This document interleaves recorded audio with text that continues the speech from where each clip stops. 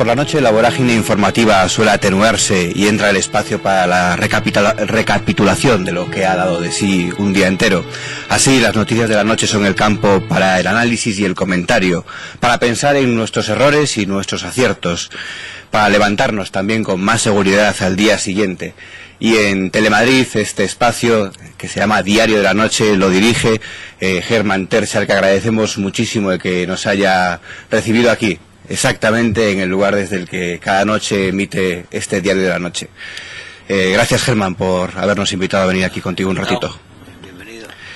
Dicen de Diario de la Noche que bueno, un informativo de autor le llaman, ¿no? ¿Qué diferencia hay entre un informativo de autor y un informativo al uso? Bueno, un informativo al uso es un informativo que tiene que tener, digamos, todas las noticias, digamos, del día, de alguna forma acumuladas y de alguna forma que aparezcan allí. Un diario de autor puede ser muchísimas cosas, cada uno lo puede entender como quiera, ¿no? Hay muchos anchorman en Estados Unidos que hacen un late show, que es un tipo de cosa, y otros hacen otra cosa más informativa. El mío, desde luego, es más informativo que el de mi antecesor, desde luego, que el de Fernando. El de Fernando era mucho más, digamos, de autor, en el sentido de que su personalidad marcaba muchísimo más el programa. Yo estoy, digamos, entre medias, en una especie de sitio intermedio entre lo que es el late show de un personaje y la información, pura y dura, ¿no? Y es donde más o menos me quiero mover. Bueno, ¿no? Es donde el informativo de autor, el autor tiene que sentirse cómodo, evidentemente, sí, ¿no? Sí, no, sin duda. Porque sí, es verdad que todas las noches sí que pues haces tu propio editorial, que es quizá la parte más personal, tiene, ¿no? Tiene una ventaja enorme, es decir, que nosotros no tenemos ya que agotar todo lo que es la narración de los hechos de todo el día, porque la gente ha visto algún informativo a lo largo del día, ha visto el mediodía o el de la tarde-noche, lo ha visto a las 12. Si ven, es para ver unos enfoques distintos, para ver otro tipo de tratamiento de la información y para ver también cierto análisis, ¿no? Por la noche la información pues suele atenuarse, pero no siempre, porque a veces las noticias más tristes o los sustos más grandes nos los dan por la noche, ¿no? Muchos sustos vienen de noche, muchas noticias vienen a última hora de la noche o vienen durante el mismo informativo, claro. Pero es que además el mundo es redondo, es decir, están abriendo casi las bolsas, la bolsa de Japón, y empieza a dar miedo. En ese momento ya todavía, claro. Y está cerrando, acaba de cerrar Wall Street, ¿no? Y en Estados Unidos están sucediendo cosas todavía, y desde luego con la campaña electoral norteamericana se ve ahora, ¿no? Con la continua, digamos que estamos acoplados también. En esa hora estamos acoplados a los acontecimientos en muchas partes. O sea que también hay esa parte de análisis, de reflexión, de nuevos enfoques, pero también hay que estar con el ojo mirando a lo que se está viniendo ya, ¿no? Cómo se está levantando la otra parte del mundo, ¿no? A lo que pueda pasar, sí. Y también nos preguntábamos si alguna vez, al acabar de preparar la escaleta del programa con todas las informaciones y temas que van a tratar, alguna vez no han pensado, caray, pero es que si no hay ni una buena noticia hoy. ¿No les ha pasado eso? Eso nos pasa profesionalmente, yo creo que nos ha pasado más de una vez, ¿no? Pero vamos, en este informativo como en los periódicos, como en la radio. Yo creo que todos los periodistas hay veces que nos vemos abrumados ante la cantidad de malas noticias, pero vamos, eso es un clásico, lo de good news, no news, ¿no? ¿Usted cree eso, que las buenas noticias no son noticias? Yo no lo creo, y yo creo que nosotros intentamos también presentar, digamos, sucesos positivos y de alguna forma amables, que haya también una visión amable de algo, no podemos decir, nosotros no queremos, esto no es un programa de sucesos como a lo que han derivado muchos informativos. Los informativos, en gran parte por no meterse en líos con el poder, han ido buscándose una especie de nicho en los sucesos, y algunos de ellos ya son simplemente una especie de concatenación de sucesos alejándose y escondiéndose de la política, ¿no? Para no evitar problemas, para ¿no? evitar problemas, ¿no? Lo cual dice mucho de cómo perciben, ¿no? De la capacidad intimidatoria que existe, ¿no? En este país. ¿Cuál es la peor y la mejor noticia que ha dado desde que está en Diario de la Noche? ¿Recuerda si alguna en particular? Hombre, sin duda, no recuerdo. algunas noticias, desde luego, una de las grandes noticias, desde luego, las dos mejores noticias que he dado aquí son sin duda la liberación de Ingrid Betancourt y la detención de Radovan Karadzic. Casi, bueno, la primera en directo prácticamente, ¿no? Fue por la noche. La primera en directo, y además fuimos los primeros y los únicos que dieron en esa noche las imágenes. Perdimos en directo la llegada al aeropuerto, al primer aeropuerto donde iba Ingrid Betancourt. Muy emocionante porque fue un poco una hora y pico antes de que abriéramos. Y después la detención de Karadzic, que para mí personalmente era también una satisfacción inmensa, pues fue también una serie de horas, pocas horas antes de que abriéramos el programa. Es también una noticia gloriosa. ¿Cuesta acostumbrarse a leer en la misma sí. cámara? Creo que, bueno, es una cuestión, yo siempre lo explico así, yo he hecho mucha televisión, pero hablando y discutiendo. Claro, por eso, sí. Y haciendo todo, pero el hablarle a un electrodoméstico es mucho más complicado. Entonces te tienes que ir acostumbrando, pero yo cada día estoy más cómodo, sí, ¿no? Sí, cada día más contento y estoy muy bien. Porque iremos haciéndolo, no seremos jamás Matías Prats, pero la verdad es que yo cada vez me siento más cómodo y me divierto más. Aquí en Telemadrid, pues evidentemente todos hemos escuchado muchas voces críticas hacia la casa. ¿Es difícil trabajar cuando hay quien les acusa de manipular? Hombre, a todos nos gustaría, yo creo que el ambiente fuera mejor, ¿no? En una casa como esta ha habido unas tensiones estos últimos meses, pero vamos, yo ahí tampoco me quiero extender. Yo soy un recién llegado a esta casa que tiene un programa que no he tenido problemas propios, digamos, directamente en nuestro informativo, más que los 2 días que hubo una huelga y que se quedó en negro, la emisión. Pero hombre, yo desde luego desearía que los sindicatos fueran unos sindicatos que entendieran mejor que puede haber otras opiniones aparte de las suyas que merecen ser emitidas por una televisión, ¿no? Uh-huh.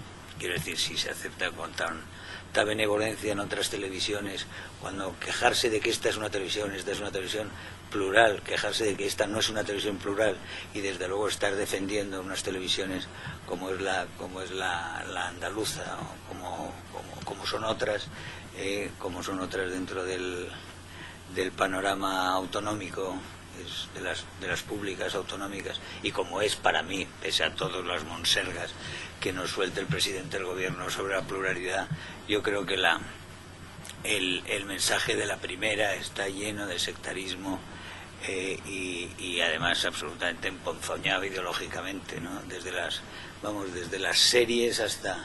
Y eso, pero no solo pasa en la primera. Hasta las series incluso, dice. Hasta las series incluso. Sí, llama la atención, ¿no? Todas las series en general que se están produciendo de un tiempo a esta parte y que se están produciendo para... Realmente, prácticamente copan las programaciones, son en gran parte con un mensaje muy propio, un mensaje muy ideológico. Por ejemplo. Y pues prácticamente todas. Yo te diría que hay... ¿La serie de producción propia de Televisión Española o de todas las televisiones? No, sí. En general ¿sí? Son emitidas, sí. Hay muy pocas series que se salven de ese pozo de la hegemonía sectaria izquierdista que hoy en día en este país es dominante, es hegemónica. Correcto. ¿Y cómo valora que Esperanza Aguirre haya propuesto iniciar una propuesta, perdona la redundancia, para privatizar una parte importante de Telemadrid? Hombre, yo creo que es perfectamente coherente con su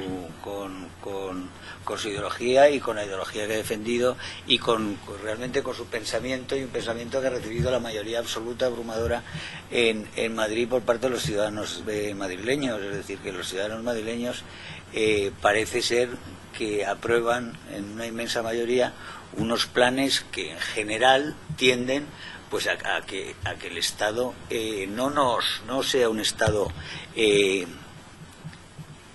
el Estado no nos quite cada vez más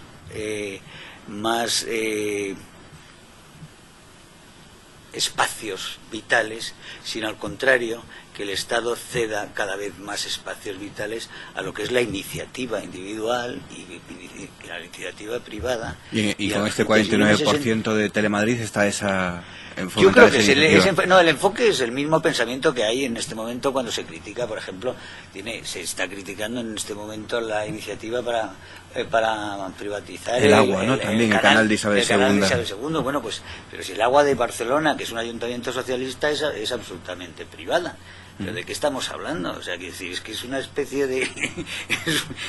Tú sí y yo no. Es una especie de cinismo realmente que habría que partirse de risa si no hubiera algo más grave detrás de eso. Hablaba ahora de la descalificación. Los demás todos quieren mantener las televisiones como Ceausescu, para ellos. Como decía, hablaba ahora de las descalificaciones y las polémicas, y eso nos retrae a las tertulias políticas que cada vez están más de moda. Todo medio que se precie siempre tiene a lo largo de la parrilla diaria 1 o 2 o 3 tertulias políticas, pero críticos de estas tertulias dicen que los argumentos han dejado paso a la mera polémica, que se habla de diferentes temas de la actualidad, pero que al espectador no le llega un argumento, le llega una descalificación, por un lado y por otro. No sé usted cómo ve el tema este de las tertulias políticas en televisión. Hay grados, ¿no? O sí, como en todo, pero hay grados. La generalidad quizá nos pero diga... hay algunas que se han convertido en una cuestión ya grotescas y yo creo que absolutamente insufribles. Yo creo que intelectualmente insufribles, que son de ponerlas en televisión o en la radio y apagarlas de inmediato, ¿no? Porque producen, a mí por lo menos me producen un profundo rechazo, ¿no? Porque se acercan cada vez más a los programas de la peor basura que se están produciendo actualmente en televisión, ¿no? Después, que hay más tensión, sencillamente hay más tensión. Aquí ha habido un proyecto y se ha hecho con muchísima intención a partir de la llegada de Rodríguez Zapatero. Se ha hecho política en contra de la mitad del país. Y se ha estado acusando y se ha estado descalificando a la mitad del país sistemáticamente, y se han herido sensibilidades de muchísima gente de este país, prácticamente pues eso también de la mitad. Es decir, que la división en este país desde el momento en que llega Zapatero, y Zapatero ya no dice como los presidentes del gobierno que habíamos tenido hasta entonces, que era un presidente del gobierno para todos los españoles, sino que se define él mismo como un rojo, y a partir de ahí se empieza a descalificar. ¿Usted cree? A todos sistemáticamente. Y yo creo que es el fundamental daño al tejido social que ha producido el señor Zapatero, que hay muchos más, pero desde luego el mayor es el daño al tejido social por el regenerar una hostilidad entre españoles a partir de sus propios mensajes sectarios ideológicos. Caray, pues ha ganado las elecciones y muchos dicen que va por el buen camino para ganar las siguientes. Pero si no, se pueden ganar las elecciones y se puede ganar con mayoría absoluta unas elecciones y arrinconar y se pueden hacer alianzas con los nacionalistas y con otra serie de proyectos, que eso ha sido el proyecto inicial, desde luego, y se trata de arrinconar a parte de los españoles. Ese ha sido el proyecto inicial. Ese proyecto se ha llevado a cabo, no ha salido como ha querido. Los fracasos en el terreno económico, en el terreno de la lucha antiterrorista, etcétera, etcétera, los fracasos están ahí, en el aislamiento internacional, en la práctica desaparición de España, la irrelevancia absoluta de España y el ninguneo, por no decir desprecio, a que nos tienen, que se nos tiene en las capitales fundamentales de Europa, y que se nos tiene en Estados Unidos, por supuesto, pero que se nos tiene también en otros países que no cuentan con nosotros para nada. Quiero decir, yo creo que el balance es fatal, pero con un balance fatal y con unos temas bien llevados de agitación se pueden ganar elecciones, y tenemos ejemplos en la historia muchísimos. Ahora, quiero decir, ya veremos los costos de esta aventura. No los va a pagar Zapatero, eso está claro, los va a pagar el pueblo español, pero se está pagando ya. Bueno.